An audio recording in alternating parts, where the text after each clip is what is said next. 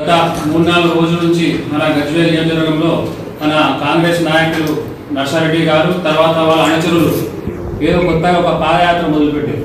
అది కూడా మన సిద్దిపేట కలెక్టరేట్ నుంచి ఒక వినతి పత్రం ఇచ్చేసి ఆ నుంచి రాజ్భవన్కి బయలుదేరారు.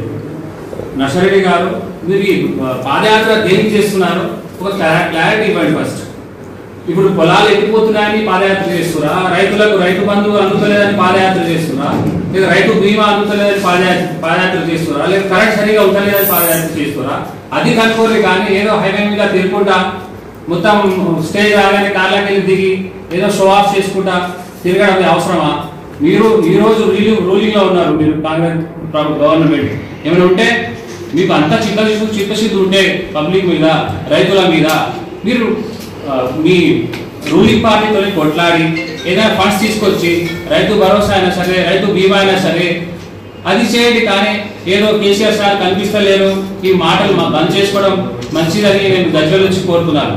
అయినా ఇంకో ఇంపార్టెంట్ విషయం ఏంటంటే లాస్ట్ ఇయర్ మీ అఫీషియల్ ట్విట్టర్ హ్యాండిల్ మీద సర్వే చేస్తే ఫామ్ హౌస్ పాలన బాగుందా అంటే రేవంత్ రెడ్డి పాలన బాగుందంటే దాంట్లో అది కూడా మీ Congress party official Twitter page handle మీదనే 70% పబ్లిక్ మన రాష్ట్రంలో మొత్తం రాష్ట్రంలోనే 70% మంది మన కేసీఆర్ పాలన బాగుంది ఫామ్ హౌస్ పాలన బాగుందని ఓపెన్ గా చెప్పింది.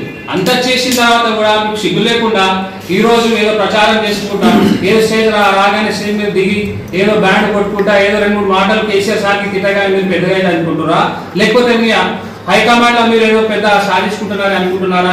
అర్థం కాదు. మీకు అంత చిత్తశుద్ధి ఉంటే అంతే ఉంటే రైతుల మీ రూలింగ్ మీదే రైతులకు రైతు బంధు పీరియడ్ కొట్లాడేసి ఈ రోజు ప్రజలు కరెంట్ లేదని రైతులు బాధపడుతున్నారు.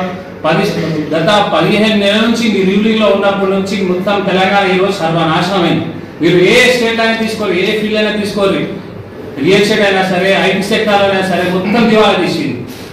ఏమైనా ఉంటే గవర్నమెంట్ తో మీరు రూలింగ్ లో ఉన్నారు, పని చేసుకొని ఏదైనా పబ్లిక్ పనికి వచ్చే పనులు చేయాలి. కానీ ఇవి హరీష్ అన్నకి సారి తిట్టడం అయినా సరే మా ప్రతాప్ అన్నకి సారి తిట్టడం అయినా సరే ఇది బంద్ చేసుకోవాలి. పబ్లిక్ ఏదైనా పనికి వచ్చే పనులు చేసి మీకు అవకాశం ఇచ్చి ఏదైనా మంచిగా చేసి ఏదైనా డెవలప్మెంట్ చేయాలి. కానీ దానికి యుక్తిగా ఏదో ఎప్పుడు తిట్టడం మీకు సరి కాదని నేను ఇక్కడ తెలియజేస్తున్నాను. ఇంకా మోరోవర్ మన కేసీఆర్ గారు లాస్ట్ 10 years లో మనకు గజ్వేల్ కాన్స్టిట్యూన్సీలో 10,000 కోట్ల వర్క్స్ తీసుకొచ్చి చేసిరు. మీరు ఒక 15-16 నెలల నుంచి ఏదైనా చిన్న ఒక శంకుస్థాపన చేసిరా? గజ్వేల్ కాకుండా కానీ మొత్తం మన తెలంగాణ సరే ఏదైనా పెద్ద వర్క్ అయినా చేసిరా? ఏది లేదు.